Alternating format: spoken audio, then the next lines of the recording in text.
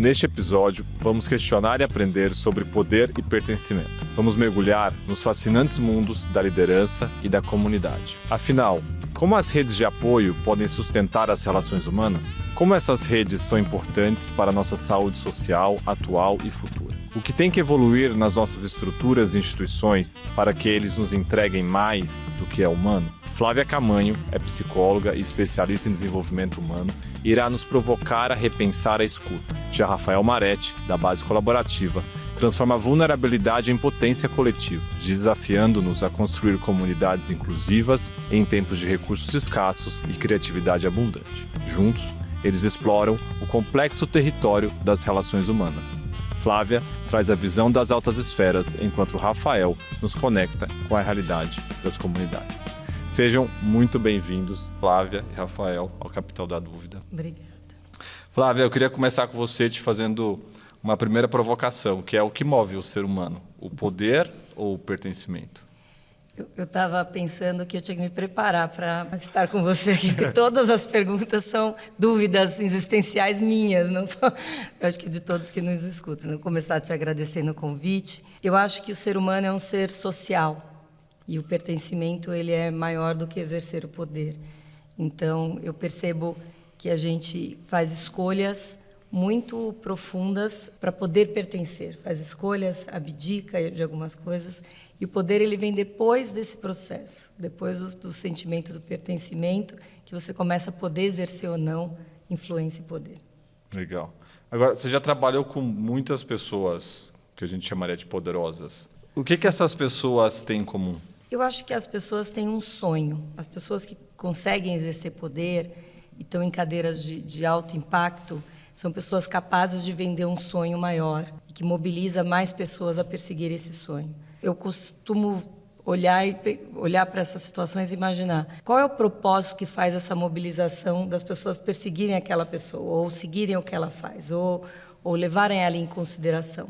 E normalmente é porque o que ela acredita a mobiliza tanto, ela tem uma visão de futuro sobre aquilo, que engaja todo mundo em estar por perto. Legal. Você sabe que eu ouvia muito de pequeno assim que empreender é carregar dúvidas. Carregar dúvidas com a capacidade de se motivar e de motivar o outro. Acho que é muito o que você está trazendo. Chamar todo mundo para te ajudar a resolver essa questão, né? Assim, mobilizar as pessoas para resolver a questão que você talvez levantou. Mas é legal você colocar isso no lugar do sonho, né? Porque o sonho não é uma certeza, né? É uma intenção. O Rafa, como é que você empodera as pessoas que nunca, ou que ainda não estão nesse lugar? E eu acho que até para dar mais contexto, né, dessa pergunta para você, você é um cara que empodera as pessoas dentro do que você faz na Base Colaborativa, ou que ajuda muitas pessoas a serem empoderadas. Então eu queria te ouvir um pouco nesse lugar. Quando a gente está falando de questões sociais, de desigualdade social, pessoas que tiveram diferentes privilégios, tem um estudo recente de um cara que chama Tini, sei lá, um professor de Harvard, que ele diz que o principal fator relevante estatisticamente para indicar se uma localidade vai ter ascensão social, né, mobilidade social, é se tem conexão entre as pessoas que têm mais e menos recurso. Ele entra no detalhe dos microcidades, dá para ver. Então, eu sou a pessoa que vê tudo através da lente das relações. E eu acho que é muito nítido também quando você percebe que pessoas de diferentes realidades elas se encontram e elas têm essa relação de igual para igual, assim, né? Que uma pessoa é melhor do que a outra, ajuda muito essas pessoas a se empoderarem, porque elas viveram uma cultura, uma vida inteira de achar que elas são inferiores, de achar que quem está, né, no topo é super-herói, todo mundo é ser humano no final das contas. Então, quando rolam convivências ou trocas em que pessoas que têm mais poder se vulnerabilizam, se mostram como ser humano, eu acho que é a forma mais poderosa de gerar autoestima nas outras pessoas, né? Pessoas que tiveram menos acesso, porque elas, de forma geral, andam pelo país olhando para baixo, achando que elas são inferiores. E isso daí vai mudar toda a relação que elas vão ter com tudo na vida. Então, uma forma de empoderar, eu acho que é mostrar vulnerabilidade, se você teve muito privilégio, até mostrar o tanto que isso vem de privilégio mesmo, de coisas, sortes que você teve na vida. E isso eu percebo que, naturalmente, menos do que ensinar para a pessoa as coisas, naturalmente você já potencializa a pessoa, porque ela achava que ela era muito menos do que ela se enxerga como sendo muito menos, né? Então, criar esses espaços de convivência em que os dois podem ser humanos, que aí todo mundo se empodera. Total. E é engraçado porque, conectando com o que a Flávia falou, né? Ela falou de sonhar e essas pessoas também sonham, né? Elas sonham, mas elas ficam achando que ela precisaria ser um super-herói para conseguir fazer alguma coisa na vida. Claro que tem todas as dificuldades, né? Não dá para ficar fingindo que nem esses vendedores de cursos de riqueza fingem que vai ser, é só fazer isso, vai ficar rico. Essas pessoas eu acho que estão fazendo... 5 passos para a riqueza. Né? Esses 5 passos para virar milionário, acho que são de serviço, mas ajudar as pessoas a perceberem que elas podem viver o sonho contextualizado do que elas realmente acreditam, querem, enfim, funciona. Sabe que me veio na cabeça, tem um documentário da Maria Farinha Filmes, que chama Nunca Me Sonharam, que fala sobre jovens de comunidades carentes, quando um professor reconhece nele alguma potência. Maravilhoso. E quanto isso resgata a autoestima, e ele começa a entender que ele pode sonhar, que até então ele não tem nem o espaço do sonho, né? Ele tem uma missão que é sobreviver. Está na linha da sobrevivência. Totalmente. E aí ele começa a entender que ele pode sonhar. Muito legal. Legal. Agora, acho que vocês estão trazendo um tema, e aí eu queria te perguntar, Flávia, a gente tem uma certa visão de que quem tem poder sabe tudo, né? Que a pessoa é uma unanimidade, que ela está nesse lugar. Que certeza você acha que a gente precisa desconstruir um pouco quando a gente fala sobre esse lugar de poder? Eu fico sempre eu sou uma apaixonada por estudar poder, porque uma vez eu vi um documentário do Spielberg que chama Por que Odiamos? Ele queria entender o Holocausto, ele queria entender como é que isso aconteceu, como é que foi possível o mundo inteiro assistir o massacre de um povo e qual é a mobilização que alguém é capaz de fazer no outro, né, para fazer isso acontecer. E eu sempre fiquei intrigada em entender o que atribui poder a alguém. Por que a gente acha que aquela pessoa é poderosa? E tem muitas formas de se atribuir poder. E o belo é você perceber que tem formas diferentes e, às vezes, você tem poder por um saber, às vezes você tem poder por um crachá, por uma cadeira, às vezes você tem poder pela sua capacidade de influenciar, pela sua doçura. Acho que a gente tem que desconstruir que poder é sempre uma alta esfera atribuída à maior potência de tomada de decisão. Por exemplo, uma das cadeiras que eu ocupo é conselheira de um varejo e eu sempre falo, se você quiser mudar a atividade da operadora de caixa, leve uma operadora de caixa para dizer isso para elas. Porque tem muito mais relevância e poder a fala de alguém que sabe o que eu estou fazendo do que o presidente da empresa vir dizer para mim, olha, opera isso desse jeito. Então, é desconstruir que poder está sempre ligado à hierarquia e a cadeiras altas e crachás que legitimam o que está sendo dito ou não. É muito boa essa visão. O Rafa, para você, poder ele é individual ou coletivo? Para mim, tudo é coletivo, não tem nada que seja individual, né? Mesmo quando a gente pensa no dinheiro, que é uma forma muito concreta de poder, o dinheiro é uma coisa socialmente construída, né? Então, ela existe só porque todo mundo acorda coletivamente que aquilo lá existe, que aquilo vale alguma coisa. Eu tava conversando com minha esposa agora, e ela tava falando assim, não, mas o CEO tem muito poder. E eu falei, ele tem poder, mas em parte esse poder é porque você dá poder para ele. É claro. Então, porque se você não aceita mais aquilo, e cada um não aceita mais, daqui a pouco não tem mais ninguém lá e acabou o poder. Então, perceber que o poder, na verdade, está entre a gente é uma forma de empoderar os que têm menos, porque ele percebe, não, se essa pessoa está com poder é porque eu estou dando poder para ela também. Sim. Seja inconscientemente, né? Muitas vezes é inconsciente. E aí, enfim, então para mim é óbvio que é coletivo, porque ficar sozinho com poder, na verdade, acho que nem chama poder, né? Não sei o que significaria. Acho que é um doido que está com poder sozinho num canto, né? Talvez um poder individual ele esteja muito mais relacionado com as escolhas que você pode fazer. Ah, tá, nesse sentido que você está falando. Nessa perspectiva.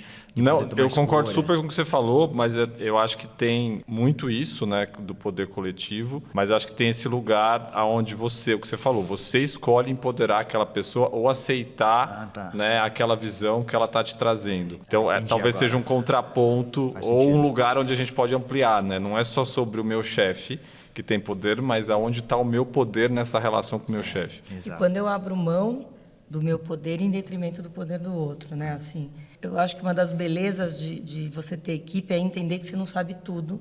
Eu tenho a alegria de olhar para minha equipe e falar, ela sabe mais do que eu. Nisso, eu atribuo a ela, eu empodero ela de tomar essa decisão por mim. Então, a gente também, quando entende que não é tudo e não é capaz de tudo, é impossível saber de todas as esferas com profundidade e conhecimento, o coletivo está nisso, né? Você vê a soma, como ela é maior do que um. Porque você tem saberes e histórias e valores agregados. Então, assim, eu acho que você tomar a decisão de abrir mão de uma parte do seu poder em detrimento de algo melhor também, maior. É uma escolha importante. É. Você fala bastante, né, Flávio? Acho que você tem batido bastante nessa tecla recentemente, nessa história de que poder não é mais sobre controle, né, e que está muito conectado com a perspectiva de influência. Dá para ensinar alguém a ser influente? Sabe que eu falo bastante, mas tenho pavor desse... Porque hoje eu fico chocada quando às vezes eu entendo e reconheço figuras, por exemplo, nas redes sociais, que exercem um poder brutal na vida de jovens. Por exemplo, eu tenho 2 filhos adolescentes em casa, e que eu falo, meu Deus do céu, olha o tamanho da influência, milhões de seguidores, levando aquela fala em consideração. E quem é esta pessoa para estar dizendo sobre isso? Qual o repertório que essa pessoa tem que a legitima nesse poder? E hoje eu acho que o exercício da influência, as ferramentas que trazem para você o poder da influência, conseguem te alçar às vezes, porque você viralizou, porque você fez uma coisa engraçada, de repente você está ditando regra e dando direcionamentos para outras pessoas, né? Então, ao mesmo tempo que eu acho admirável, como hoje a gente tirou essa construção apenas política, no sentido de encadeamento político, ou uma construção hierárquica de uma organização, e conseguiu espalhar poder para todos os lados, mas ao mesmo tempo a capacidade da influência também é assustadora, né? E eu acho que sim, eu acho que hoje existem mecanismos de você entender o impacto da sua influência. Hoje, se você estudar melhor que persona é essa que você põe no mundo, você começa a entender com quem você está conversando. Você começa a ter mais escolha. A moeda é consciência. Quando você tem consciência de quem você é, de quem você põe no mundo, de como é que você está direcionando as suas falas, né? Tem muita ferramenta disponível para você ampliar o impacto da sua fala. Né? Sim. Ou seja, esse lugar de ensino, talvez de aprendizado de influência, passa por um lugar de autoconhecimento. Muito. E de autorresponsabilidade. Portanto, de autorresponsabilidade, né?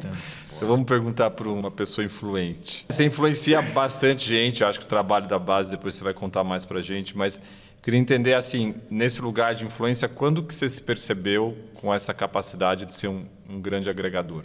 Eu não era, eu era tímido, mas eu valorizava essa coisa do social, assim, de ter amizades e tal. E aí o que eu acho que eu fui fazendo é que eu fui justamente me tornando mais competente, assim, através de errar muito, de fazer muitas vezes, de conseguir criar experiências coletivas, né? Enfim, seja com meus amigos ou com outras pessoas na base e tal, que gerassem valor para as pessoas. Então, eu acho que às vezes a gente fica com a sensação, nossa, mas eu sou tão legal, por que a galera não agrega ou não se junta? Não é suficiente você só ser tão legal.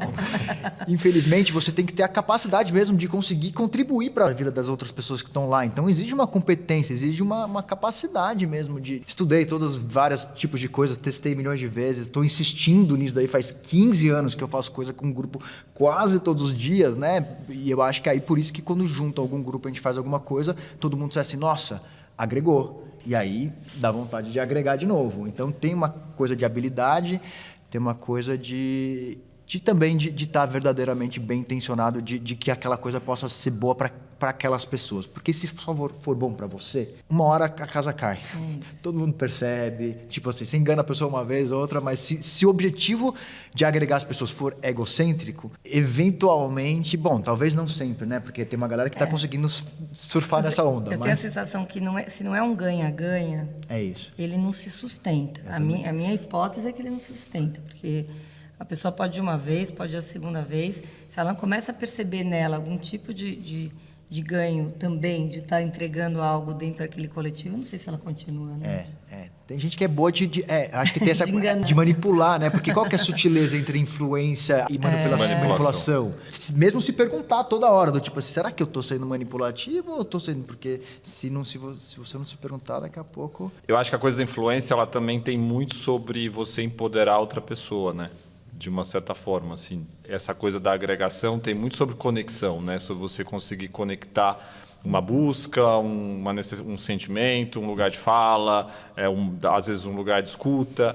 Como é que você faz para cascatear um pouco dessa sua influência e acho que botar isso num círculo virtuoso? Então, tem algumas competências, tem capacidades, tem formas de fazer isso que eu acho que quando as pessoas vivem e percebem, elas conseguem replicar.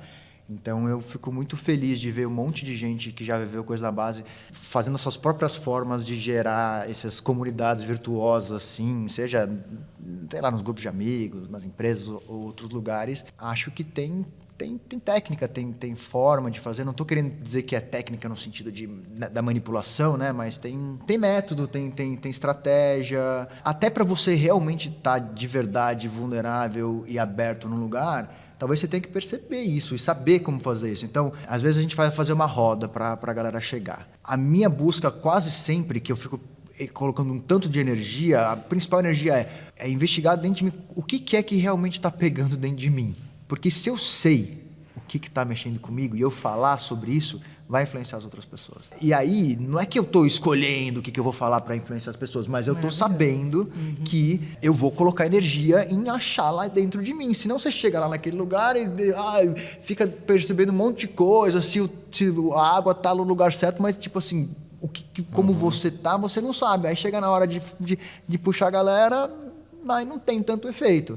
São coisas que são sutis, que ajudam talvez a gente a se conectar com nós mesmos, essa autenticidade verdadeira, que é uma das coisas que ajuda, né? E aí isso é super replicável, no bom sentido, sabe? Acho que seria legal você explicar sobre relações virtuosas, porque acho que esse é um tema que você usa e eu não sei se todo mundo compreende da forma como você traz. A gente começou com essa brincadeira de amizades virtuosas, assim, porque, sei lá, Aristóteles, eu acho que ele dizia que tem 3 tipos de amizade. Uma delas é a utilitária, a outra é mais, que é do trabalho, assim, né? Outra é mais recreativa, assim, tal, do prazer, mas tem uma que é a virtuosa, que é essa que a amizade te aproxima da pessoa que você quer ser, ou ela te provoca para, enfim, se conectar com os valores mesmo. E eu acho que as relações, elas podem ter esse papel. O mais legal de uma relação é que ela possa te influenciar para ser uma pessoa melhor. Porque eu me inspiro numa coisa que você fez, ou que você falou, como você é, eu começo a replicar aquilo e fazer. Então, acho que esse lado do virtuoso tem a ver com isso. Relações que te fazem crescer. E acho que conecta um pouco, Flávia, porque eu ia te perguntar disso, assim, participando de todas essas grandes empresas onde você convive, acho que até com vários executivos, como é que você acha, ou o que você acha que tem que evoluir nas organizações para que a gente possa ter mais relações humanas acontecendo nesse dia a dia? Eu sempre brinco que a gente... Tem uma frase do Fábio Barbosa que ele fala: eu quis contratar executivos e vieram seres humanos juntos. Ferrou. Então, assim, eu acho que tem uma questão que eu trago em todos os momentos, que eu falo, isso aqui é um coletivo de seres humanos. É uma pena se a gente enxergar isso apenas como recursos para serem trabalhados em alguma coisa. A gente tem um universo de possibilidades em cada ser humano que está ali naquela sala. Então, eu tenho trazido, debatido e vejo muito o quanto que a gente sabe com quem que a gente está lidando, quem é aquele outro ser humano na mesa, né? Eu faço provocações, às vezes, pergunto para um grande presidente se ele sabe se a tia do café tem filhos, se ela é casada, onde que ela mora. Falo, tem um ser humano que entra todo dia de manhã, põe um café para você. Você sabe que matéria-prima é essa que está entrando? Eu tenho essa sensação de que ter empatia e ter uma percepção de que a gente tem um MBA de gente todos os dias no nosso entorno, na hora que está dentro de uma organização, é muito importante. E eu acho que a gente vai para um lugar de trazer de atingir os objetivos, de atingir as metas, de fazer as coisas acontecerem, e isso vai fazendo com que a gente restrinja o nosso olhar para tudo que está ali na frente. Então, em alguns momentos, parar e falar, bom, deixa eu entender com quem eu estou lidando, deixa eu entender essa matéria-prima. Então, acho que um ponto que eu vejo é conectar com os humanos que estão dentro da sua estrutura, dentro da sua organização. E a outra coisa que eu acho que foi super dita e é absolutamente pertinente é: você se conecta quando você é vulnerável. Então, quando você começa por você a entender que você erra, assumir seus posicionamentos, eu sempre falo, um CEO se vincula com o time quando ele reconhece um erro dele. É muito fácil que isso faça, porque assim, eu saio do lugar do perfeito super-homem, cara, isso eu não sei fazer.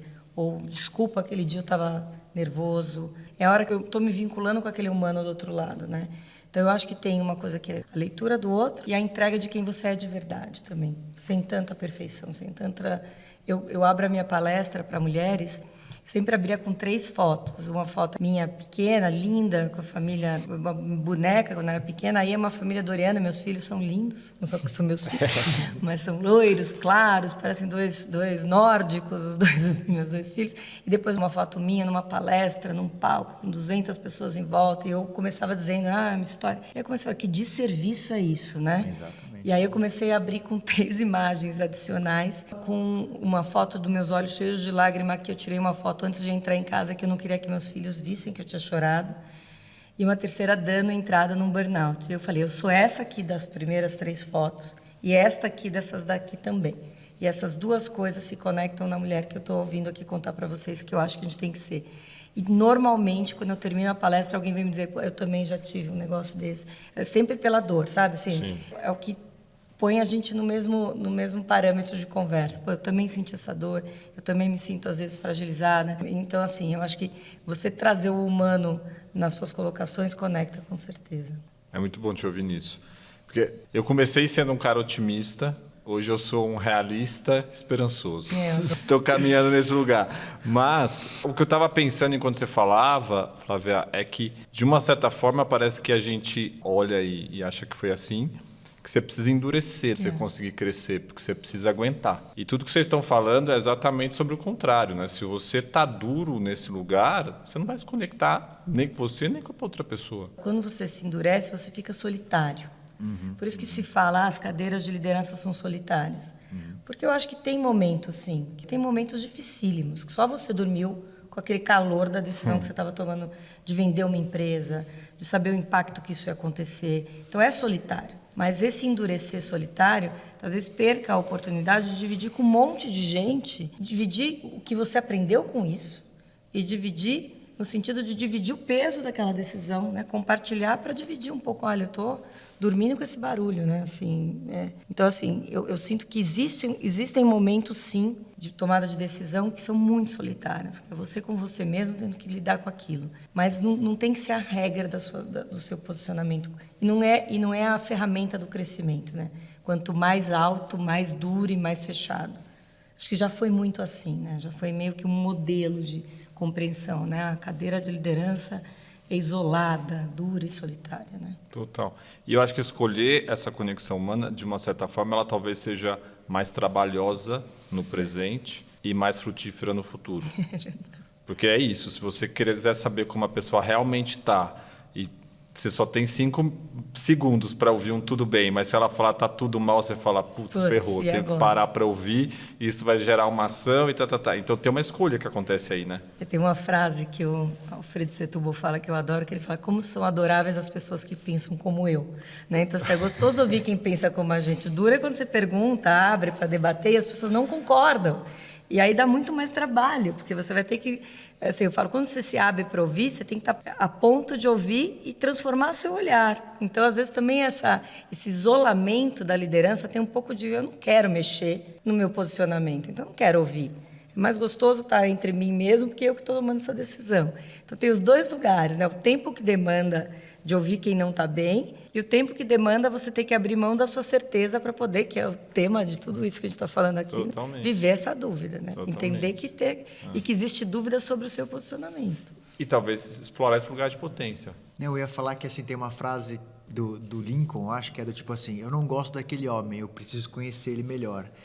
Em alguma medida, esse fechamento, a pessoa vai acabando ficar dentro do ponto cego dela e pode até funcionar, mas no mundo do jeito que está, é impossível saber tudo, é mais provável que ela não esteja enxergando tudo. Então, eu acho que o papel do líder é ter essa coragem de realmente, eu quero conhecer melhor as coisas que eu não conheço, porque, né, estou aqui para isso, o meu papel como liderança é conseguir ajudar o mundo a ir nessa direção do futuro aí que ninguém sabe o que é, então ficar cômodo, contrata outro cara, né, para ficar confortável. Totalmente. Agora, isso é interessante porque conecta com o que eu queria te perguntar, porque eu acho que a gente vive um momento onde a gente está totalmente em rede, conectado, tecnologia, celular, e uma sensação de solidão cada vez mais presente. Eu acho que no trabalho da base, eu acho que em tudo que você desenvolve, tem muito sobre relações offline, né? Sobre coisas que acontecem ali no dia a dia para as pessoas estarem juntas. Como é que você está fazendo isso acontecer? Bom, não é fácil, obviamente, porque o digital fez acontecer essa coisa maravilhosamente fácil e boa, que é de você poder ficar preso dentro da sua bolha egóica e narcísica, super confortável. Então, eu escuto a coisa que eu quero, na velocidade que eu quero, no momento que eu quero, eu troco o professor se eu não gostei, tô dentro da minha sala, do meu sofá, do jeito que eu gosto, tudo é exatamente dentro do que eu quero. Por que eu vou pegar meu carro, sair de casa, ir até um lugar, procurar vaga, sentar num lugar, aí depois eu não gostei, eu tenho que escutar outra pessoa falar que eu não concordo com ela, essa pessoa é chata, aí eu vou ter que cumprimentar alguém, puta, eu não gosto. Então, no curto prazo, faz sentido você todo dia ficar em casa. Aprende no YouTube com o cara, mas o que acontece? Eu acho que é exatamente isso. É a melhor decisão no curto prazo, mas é a pior decisão no longo prazo. Porque as relações são as coisas, enfim... Tem vários estudos aí que é a principal coisa que define se você vai ser feliz na vida ou se você vai ter saúde. Tem um estudo que fala agora, recente, que viver em solidão é equivalente a fumar 15 cigarros por dia. Então você tem um monte de gente que está comendo a coisa mais nutritiva do mundo e absolutamente tudo da saúde física, mas fica sozinho em casa, vai adoecer. Então, como convencer as pessoas a sair desse lugar confortável e ir para esse lugar que é mais desagradável mesmo, porque vai ser bom no longo prazo, enfim, eu acho que você tem que fazer experiências presenciais que a pessoa perceba que vale a pena. A concorrência está muito alta agora. Antigamente era o jornal que você estava concorrendo, né? Então tem que ter uma capacidade de gerar experiências presenciais que consigam competir um pouco nessa história. É fácil? Não, é uma luta diária. A gente tem um espaço físico que toda hora, vale a pena ter? Não vale a pena ter, mas a gente quer viver um mundo que não tenha? Não, então tem que ter. Eu estava pensando, né? Eu acho que hoje tem um ativismo em prol da humanidade, assim, de existir relação presencial. Totalmente. É completamente diferente se a gente estivesse no Zoom. Assim, nada contra, desculpa. Mas assim, e será que teremos daqui a 10 anos, se ninguém fincar a bandeira, não vai mais ter espaço, não tem porquê, é muito mais barato não ter. Mas acho que o que você falou é importante, assim, experiência, né? A experiência conduz e promove muita coisa. E acho que tem uma surpresa que acontece também quando você se propõe a ir para um espaço desse, que às vezes é isso, eu tô vou encontrar gente chata, vou pegar trânsito, tô com aquela leitura de que vai estar tudo ruim, e na verdade você volta dali e parece que deu um hiato no meio do seu dia, um respiro, e às vezes você encontrou o que faltava para você completar uma história que você precisava. Agora, Flávia, acho que a gente falou sobre essa história do líder solitário, desse lugar de solidão. Como é que você acha que também a base, assim, as pessoas que estão ao redor podem ser mais humanizadas nessa relação com o líder? Assim? Porque tem um pouco também dessa solidão que nem sempre é escolhida por ele, né? No sentido dele não as pessoas não acessarem? Não acessarem, e eu acho que também tem muito dessa coisa da gente se criar uma certa barreira, né, como se fosse um intocável. O poder parece que tem uma vibração, né, que às vezes afasta, de uma certa forma. Eu sempre fico tentando entender por que o medo está presente no poder, porque as pessoas têm medo das figuras de poder. O que acontece? Que horas que a gente para de olhar que é um ser humano e começa a achar que é um super-homem, e que horas que despersonifica? Por que a gente tem medo dessa construção? E eu acho que existiam dinâmicas, principalmente corporativas, aí falando do meu meio, onde a gente criou esse medo. A gente tinha a base do que era certo e errado, bem dicotômico, preto e branco, né? Então, assim, o que é certo e o que é errado na empresa. E tudo todo mundo que tinha algum tipo de comportamento que era contrário ao status quo e ao modelo de liderança, era desligado, era expurgado. Então, faz todo mundo desse jeito, vai todo mundo dessa forma.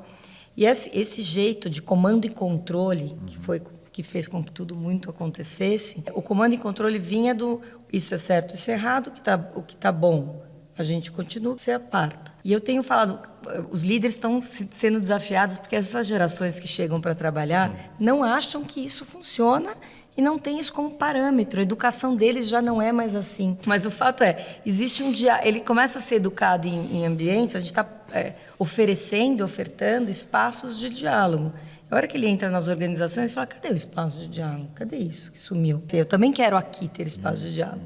Então, eu falo que esse modelo que criava essa distância, que tinha uma ótica hierarquizada, bem estruturada, onde você tinha acesso, assim, o restaurante da diretoria, e o garfo de ouro, e o restaurante do resto da população, a vaga fechada para o presidente. Essas coisas estão todas se desmontando por várias razões, né?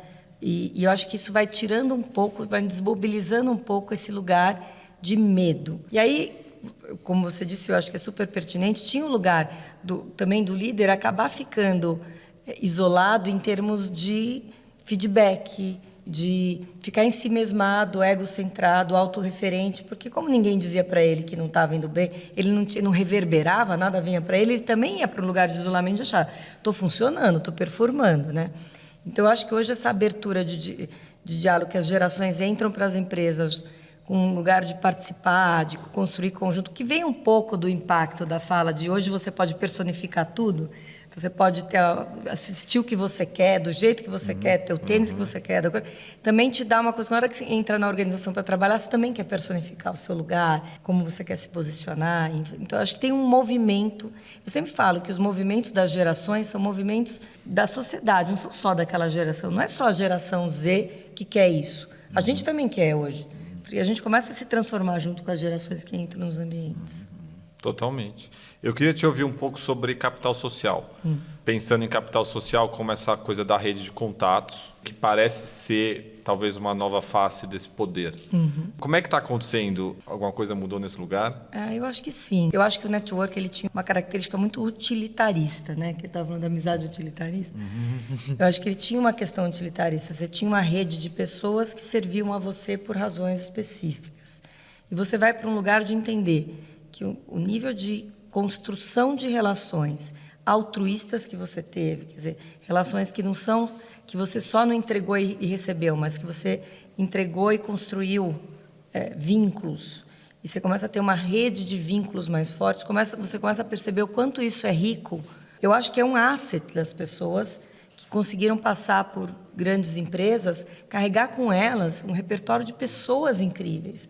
Eu falo, a minha missão de vida é ter maior coletânea de pessoas incríveis que passaram por mim. Eu acho que eu meço a minha alegria e tristeza de viagens e coisas por quanta gente diferente eu conheci.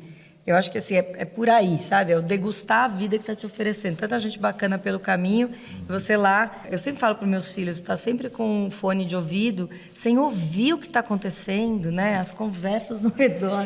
Nossa. É uma doideira, porque numa conversa que você escuta uma história que você, sei lá, te transforma, né? Então, mas nesse caso, eu tenho achado a humanidade um lado bastante bacana e saudável, que é como a gente está muito num certo isolamento da tecnologia, quando a gente vira essa chave e vai para um coletivo, eu acho que a gente degusta muito mais a experiência do coletivo, sabe? Não sei se você também, você que é o nossa persona do coletivo. Eu coletivo. Não, mas eu queria emendar para te ouvir nesse lugar, assim, de como é que dá para ensinar as pessoas a pensarem mais coletivamente e menos só sobre o desenvolvimento próprio dela. Eu acho que se as pessoas pararem um segundo, elas vão perceber que quase sempre que elas estão nesse pensamento individualista, todas essas coisas assim, elas estão infelizes. E a maior parte das pessoas hoje, você olha, elas estão lindas, mas tem um monte de gente que está com remédio e está infeliz. Então, não precisa convencer ninguém de nada, elas já sabem, elas só precisam de um tempo para perceber. No fundo, todo mundo quer ser útil para as outras pessoas, quer contribuir, se encanta com as outras pessoas. É muito intrínseco, não precisa ensinar, é deixar de esquecer. E a gente acaba esquecendo porque a gente está no automático todo dia a dia e porque não para. Então, às vezes, quando você para e você percebe, nossa, mano, é essa vida mesmo que eu quero viver, provavelmente você vai perceber que, na verdade, eu quero viver uma vida como essa, de coletânea, de pessoas incríveis. Eu não quero viver uma vida em que eu passe ela inteira no fone de ouvido. Mas é isso, no curto prazo, mas o fone de ouvido é mais gostoso agora do que... Então, é conseguir parar e perceber, nossa, é isso mesmo. E aí, a maior parte das pessoas, eu acho, quando se perguntam, elas percebem que o que elas querem lá no fundo mesmo é ser útil, é estar a serviço de alguma coisa maior, né? Mesmo as mais poderosas, assim, eu acho que elas têm um senso de contribuição, enxergar aquilo lá como o dinheiro em si. Tipo, quem está nessa busca só por essas coisas materiais é porque ainda não caiu dessa ilusão, porque é uma ilusão. Eu às vezes penso que é porque ainda não experimentou o que é ter isso. Porque a hora que experimenta, aí talvez a resposta para a pergunta muda. Sabe que eu adoro estudar neurociência, né? A área do cérebro que ativa quando você tem medo, se sente medo, né? O reptiliano, ela é desativada por curiosidade. Então, se você ficar numa situação que você não sabe o que fazer, se em vez de ficar com medo, você ficar curioso, você consegue ter mobilidade. Se você consegue despertar a curiosidade, você consegue lidar com situações que não foram previstas. E isso, eu falo isso se você ficar curioso sobre quem são essas pessoas que estão na sua volta, a chance de você sair mais nutrido do que você chegou em qualquer situação é muito grande. Então, assim, por que você não nutre em você a capacidade de se tornar curioso sobre tudo que está acontecendo à sua volta? E eu acho que é o que você disse. Se você exercita isso uma vez, você fala, bom, que interessante, cara, tem isso aqui do meu lado, tem esse... E as coisas malucas, né? Vizinho, né? Eu mudei estou morando num apartamento... E eu sou a louca de querer conversar no elevador. Quem são essas pessoas que moram nesse prédio? Né? Eu não conheço ninguém. Você mora num coletivo que deve ter de tudo. Tem 3 torres, deve ter uma porrada de gente bacana. Que ninguém nunca se conversou. Que loucura é essa, né? Que loucura é essa? Eu fico pensando que eu acho que assim, talvez algumas pessoas, não sei se você se consideraria mais extrovertida, e você tem essa competência de conseguir ir falar com as pessoas. Eu fico assim, nossa, eu sou muito curioso para conversar com todo mundo, conhecer todo mundo, mas eu não consigo. Sei. Então eu acho que tem também, e acho que a gente foi ficando cada vez menos incompetente mesmo, porque a gente foi preso à pandemia, aí dentro de casa e todas as outras coisas. Então eu sinto que até a pessoa até tem curiosidade, mas ela não consegue, pelo menos eu, tá? E aí eu acho que é por isso que existem práticas e ferramentas que falam assim, ó, deixa eu te falar, faz o seguinte, fala você com aquela pessoa, você falou daquele jeito, sabe, e tal, te ajuda a fazer. Ajuda muito, porque eu chego num lugar, eu fico olhando para as pessoas falando assim, nossa, eu queria conhecer todo mundo, mas fazer isso virar uma ação não tá dentro de mim, eu não consigo. Se alguém chegar e falar assim, deixa eu te apresentar essa pessoa e fala sobre isso, aí facilitar quando você vê, o caminho, né? Então tem técnicas de ajudar as pessoas a conseguirem também. Por exemplo, num prédio, alguém tinha que organizar alguma coisa no prédio e falar, galera, é obrigatório uma vez no domingo para todo mundo se apresentar. Porque aí a gente resolve essa coisa de 10 anos das pessoas nunca terem saber o nome, porque também a estrutura também influencia as coisas. Total. Então, como que a gente cria infraestruturas? O que você falou, arquitetura de comunidade. Como que a gente cria arquiteturas que gerem comunidade? Dá para fazer, vamos criar uma regrinha aqui. Vai ter que ir, não, mas tem que ir uma vez no ano, na vida, você se apresentar, saber quem que é do seu lado. Aí do nada, ai, que saco, é um saco. Mas aí você senta, ai, trabalha com uma coisa, vira melhor amigo. Enfim. Talvez, Flávia, porque acho que a gente está falando de estrutura.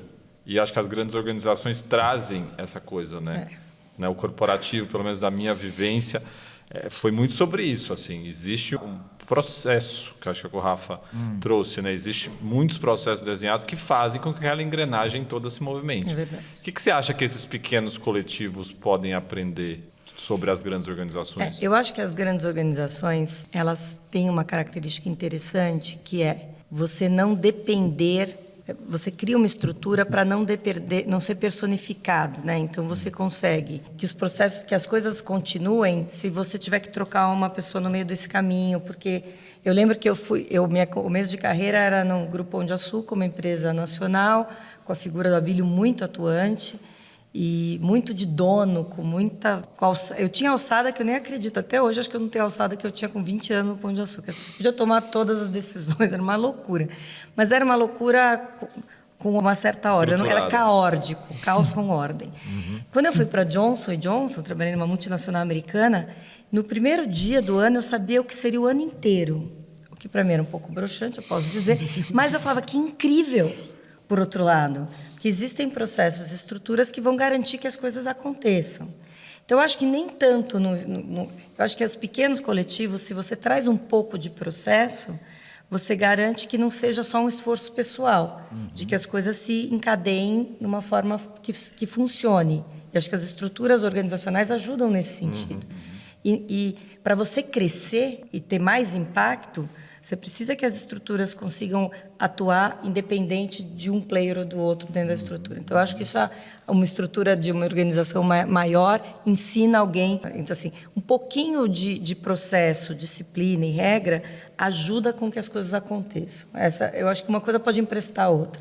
A bossa e o samba de um grupo coletivo pode trazer amplitude de visão para uma estrutura muito dura, mas a estrutura dura e hierárquica pode ensinar um pouco de método e caminho que gere movimento independente da energia do dia, da vontade de um ou de outro, porque nem todo dia a gente está batendo bumbo com a mesma alegria e com a mesma perspicácia. Então, se você não tem processo acontecendo e fica só dependendo da fala de um motivador, tal, também a gente cai e perde performance, né? Legal, muito bom. E, Rafa, você tem muita conexão também com a periferia. E a periferia também é muito estruturada nesse lugar de processo, que acho que às vezes a gente tem a sensação errada. Não, né? Mas eu queria te ouvir, o que você acha que, mudando de perspectiva, o que a periferia pode ensinar para a Faria Lima? Eu acho que o que tem para ensinar tem a ver com conviver juntos, compartilhar a humanidade. Eu acho que tem tanta história de inspiração, tem tanta resiliência. Normalmente a gente aprende muito com a borda dos nossos sistemas, né? Os lugares que são mais diferentes. Então, para quem está muito na Faria Lima, vai um pouco para essa ponta aí, que vai ser um lugar que você vai aprender muito mais do que você, de novo, para mais uma conferência internacional, porque você já viu aquilo. E vice-versa. Sentar numa casa de alguma pessoa lá que não tem condição nenhuma e ela te oferecer, né, da casa dela um bolo que ela não vai ter depois.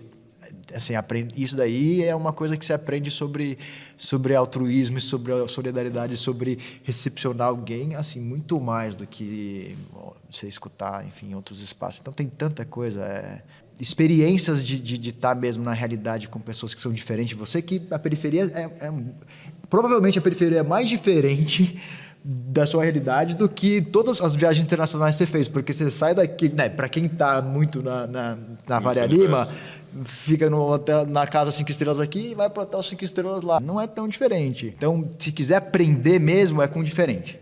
E, para quem está na Faria Lima, acho que o mais diferente que tem é do lado ali na periferia, é tudo. Aprende tudo. Bom, Rafa, você sabe que eu trabalho com alta riqueza por ter famílias empresárias, né, as grandes famílias empresárias. E eu aprendi sobre generosidade nos trabalhos que eu fiz com o Edgar Gouveia.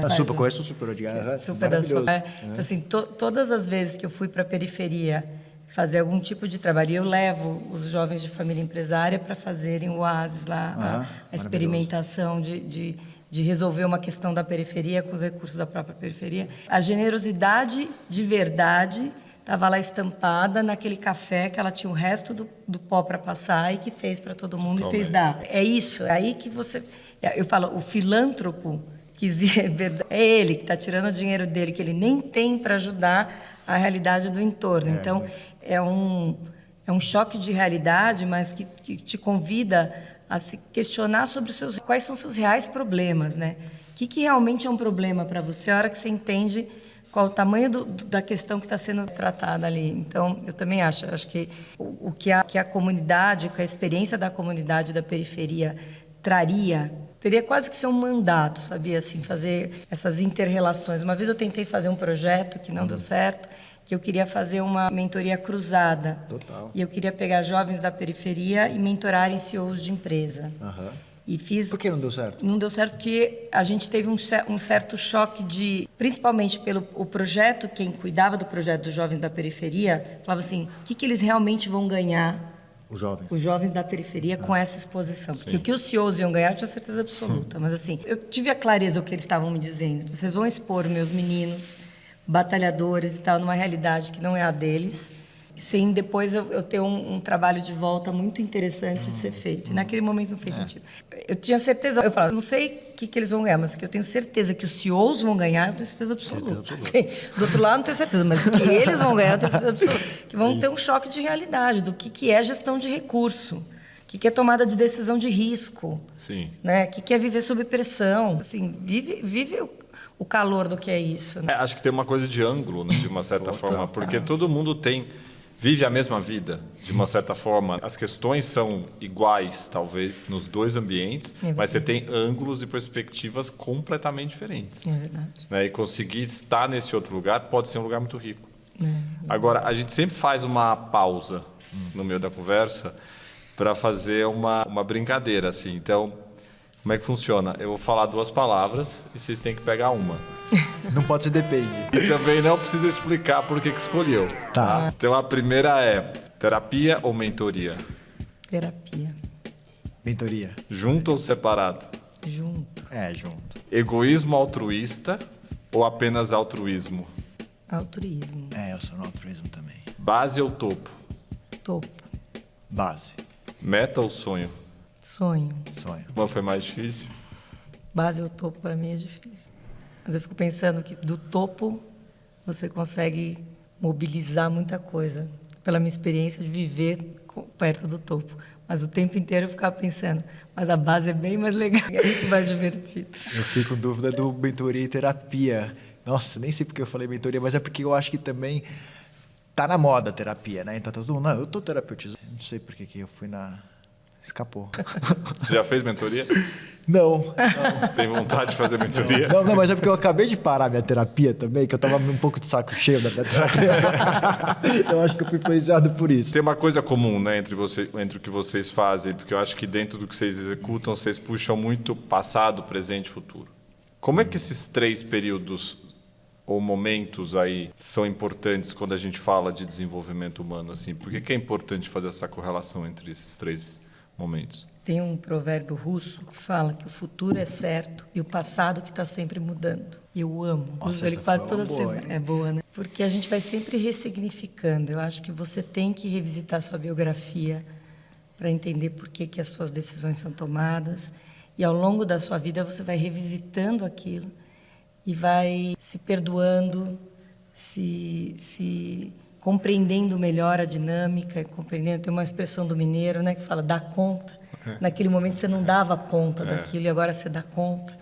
Então eu acho que o processo de autoconhecimento ele tem muito um convite para entender o passado, mas muito um convite de não se perder no passado e viver o que o presente está te oferecendo. Né? Também não se perder no futuro, né?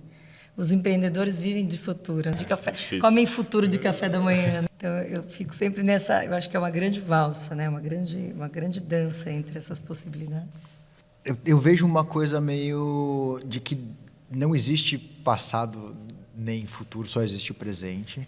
E quando a gente traz o passado para o presente, né, tem a ver com esse papel justamente de ressignificar, entender o que daquilo ali não faz mais sentido, o que é que pode ser deixado para trás, ou o que é que faz sentido. E também o futuro, quando você traz ele para o presente, você também, ele de alguma forma, ele influencia trazendo um pouco essa pergunta do que é que está querendo nascer aqui. Enfim, eu tenho meditado bastante, essa coisa da presença é uma coisa muito, muito viva, assim, eu gosto muito desse resgate de estar na presença, mas eu acho que tem uma coisa do tipo assim, que é o presente, ele está quase sempre virando o futuro, né? E isso que está quase acontecendo, ela também pode ser influenciada e então, não sei se eu viajei demais, mas é isso. Não, mas eu acho que esse lugar da presença passa por muito do que a gente falou aqui, né? Sim, Porque presença, com conexão certeza. humana não acontece se você não estiver presente. Não tem como. Né? A vulnerabilidade não acontece se você não estiver presente.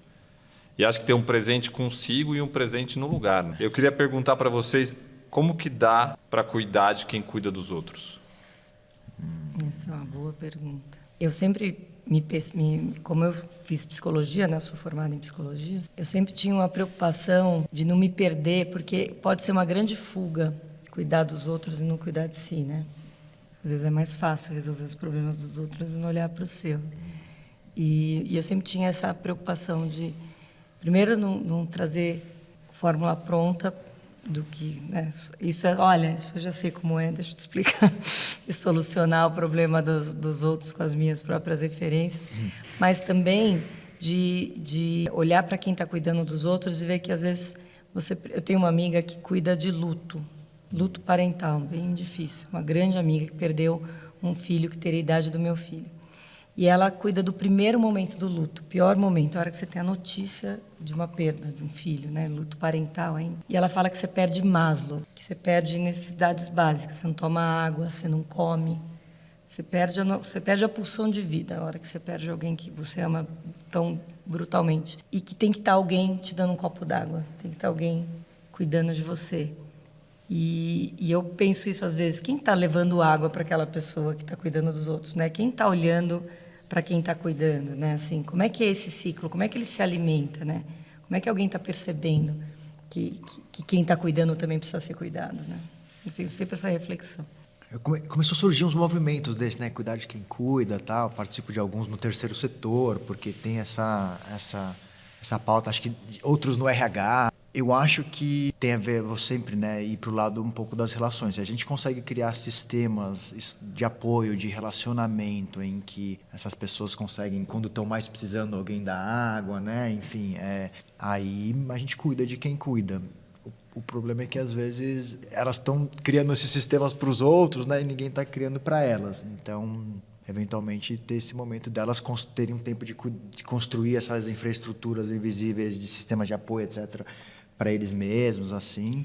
Mas tem pessoas que têm mais tendência a estar à disposição de outras pessoas mesmo. Oferecer.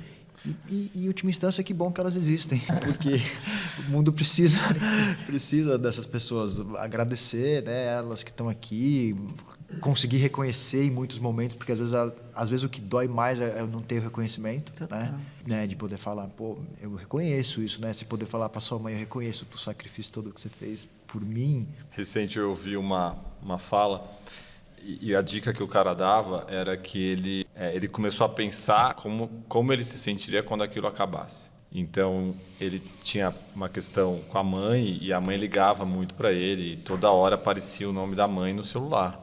E ele dava ending, dava ali o cliquinho para parar de tocar. E aí ele começou a pensar que, pela idade da mãe, em 10 anos, provavelmente ele nunca mais ia ver o nome da mãe dele aparecendo no visor do celular dele. Porque quando ela se for, aquele número nunca mais vai ligar para ele. E aí ele passou a criar uma outra relação com todas as pessoas que cuidavam dele a partir dessa perspectiva. A partir do momento que isso deixar de existir, isso vai fazer uma falta gigante.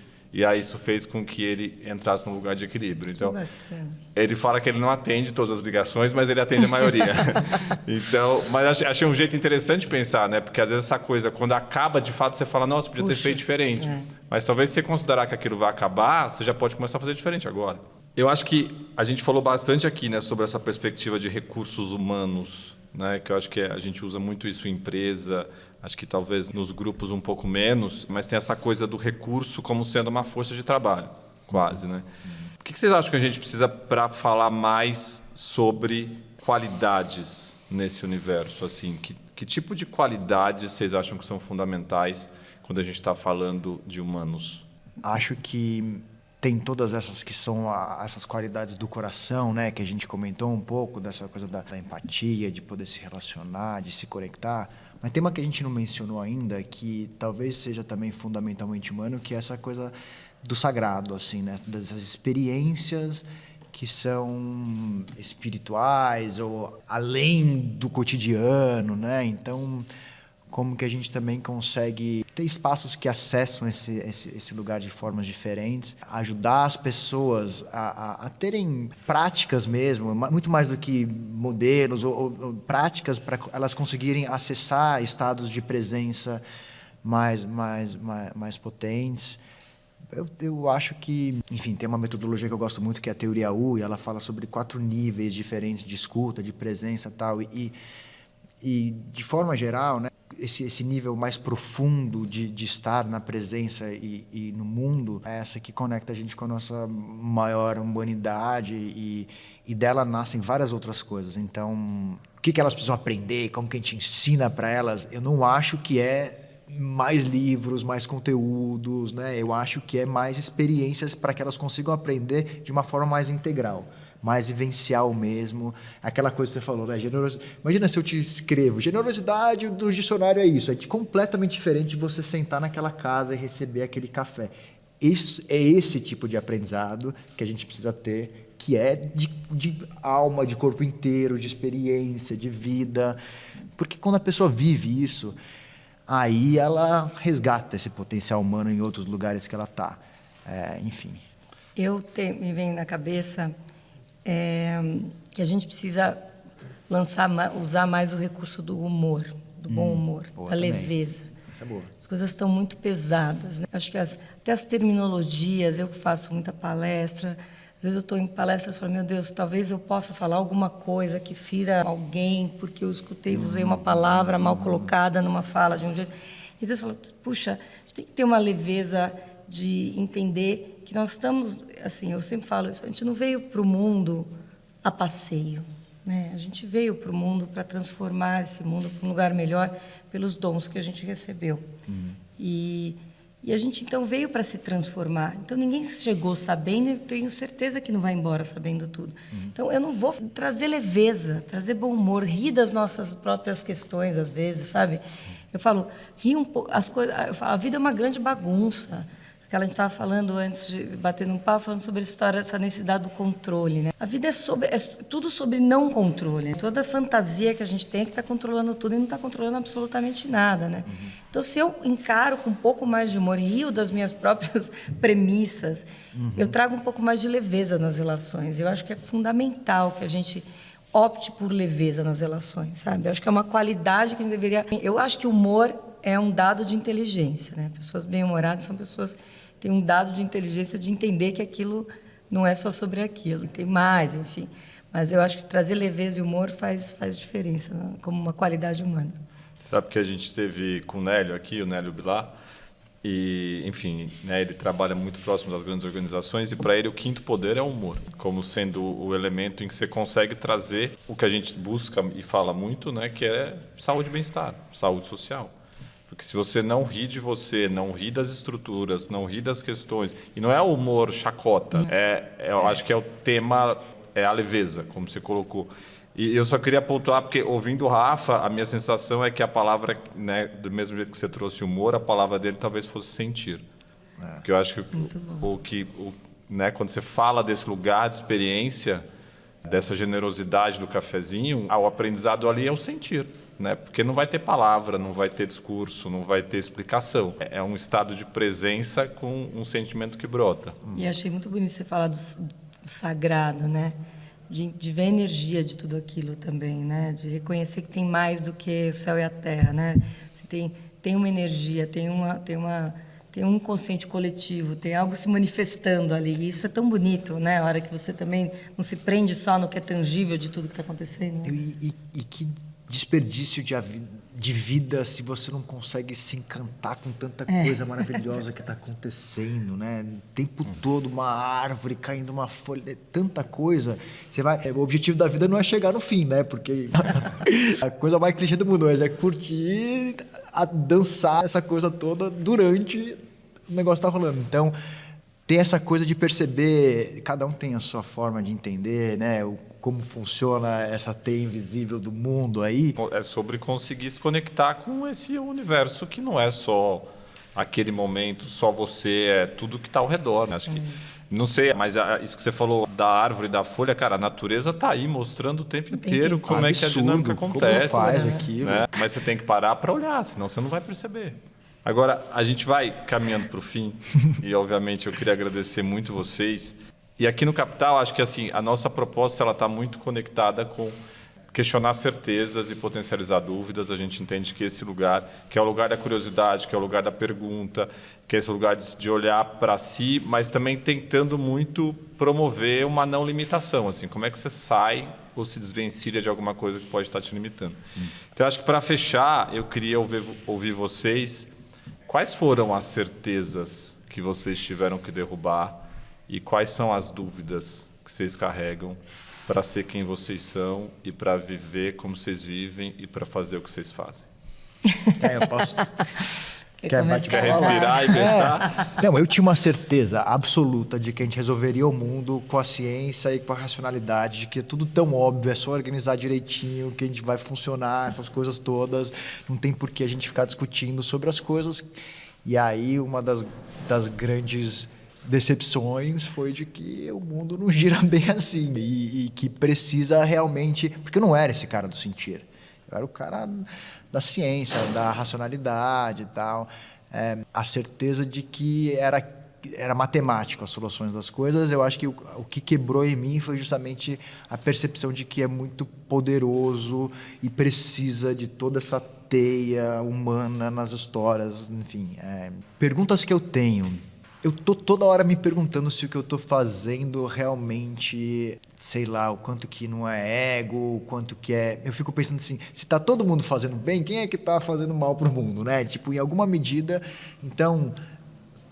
inseguranças, coisas que eu gosto de questionar, assim, sempre quando eu vou criticar alguma coisa, não, porque esse Brasil é muito corrupto, senão, tá bom, e eu não tenho também? Eu não estou sendo em alguma medida? Isso daqui é mesmo uma coisa que eu acho que está contribuindo ou, no fundo, isso daqui é para mim, assim, sabe? Então, acho que é saudável a gente se perguntar isso. Eu acho que eu fiz uma grande transformação na minha vida. Eu tinha uma carreira executiva, eu brinco que tinha uma cadeira que tinha uma moça que vinha com um carrinho, com louça e talheres de prata e me dava morangos cortados às 2h30 da tarde. E eu resolvi sair disso tudo, empreender e começar a falar do feminino e montar uma empresa minha. E eu achei que esse processo todo de me redescobrir, de me posicionar, era como assim, pronto. Missão cumprida. Olha, eu era uma traste, uma executiva perdida e eu me descobri uma empreendedora bacana. Pronto, agora eu sei quem eu sou. E eu continuo não sabendo quem eu sou e continuo me transformando. Então eu queria muito chegar eu queria quase um parecer. Assim, olha, esta é a Flávia, agora eu sei. E eu estou sempre em transformação. E que vai para a minha dúvida, que eu não sei o que eu não sei sobre mim. Legal. Essa é uma frase que eu falo para todo mundo. Você não sabe o que você não sabe sobre você. Então, a minha dúvida é assim, o que eu não estou vendo sobre os meus comportamentos? Que conversa muito com o que o Rafa falou. Assim, será que eu estou fazendo mal, fazendo bem? Mas a minha dúvida é assim, o que eu não estou vendo sobre mim nessa situação? Por que eu estou caindo nas mesmas armadilhas? Por que os gatilhos que me aprisionam ou me angustiam são os mesmos? O que eu ainda não entendi sobre mim dentro dessa dinâmica? Então, eu estou sempre nesse questionamento de tentar descobrir um pouco mais sobre esse universo que existe dentro de cada um de nós. Muito potente. Tem alguma pergunta que vocês deixariam para as pessoas? Eu sempre faço essa pergunta do porquê, para que isso, né? Para que você faz o que você faz hoje, né? Porque às vezes eu tenho porque eu preciso do meu dinheiro, mas para quê? Qual é a grande missão por trás das decisões que você tem tomado? E você avalia no final do seu dia que as decisões que você tomou estão de acordo com esse grande para que você veio fazer na Terra? Você está usando os seus melhores dons numa missão de transformar o lugar onde você está? Então, para que você está fazendo o que você está fazendo profissionalmente, pessoalmente? Tem algo maior que você está construindo? Acho que essa é uma boa pergunta. Eu gosto muito, né, nessa coisa que você falou dessa constelação de pessoas e a minha vida sobre isso. Eu gosto muito das pessoas que colocam coisas no mundo porque elas acham que precisa existir. Sabe? Muito tipo assim... bom. Cara, tem que ter isso no mundo, é por isso. Não é porque eu medi aqui o market share dessa parada e essa é a próxima tendência, não, enfim, fiz uma pesquisa. Tipo assim, eu acho que tem que ter essa coisa no mundo. Tipo assim, por quê? Porque sim, cara. Porque eu acredito. Não é porque sim, porque pra mim, porque eu vou ganhar. Não é porque quero que tenha essa coisa no mundo. Eu gosto, sabe?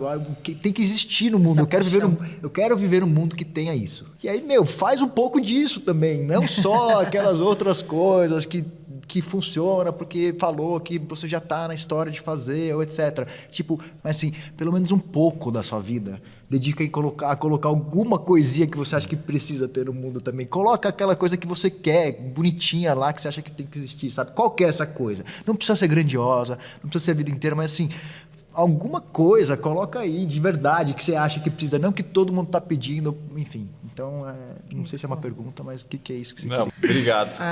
Obrigado, Rafa. Acho que vou me inspirar no Rafa e eu vou agradecer por vocês estarem no mundo. Porque, de fato, acho que tem uma coisa muito privilegiada que a gente do Capital tem, que é conseguir ter esse contato com gente que tem entusiasmo em fazer o que faz e viver como vive. Assim. Então, obrigado por essa energia, obrigado por estarem fazendo o que vocês estão fazendo e por compartilhar isso aqui. Foi um prazer. Show de bola. Gostei.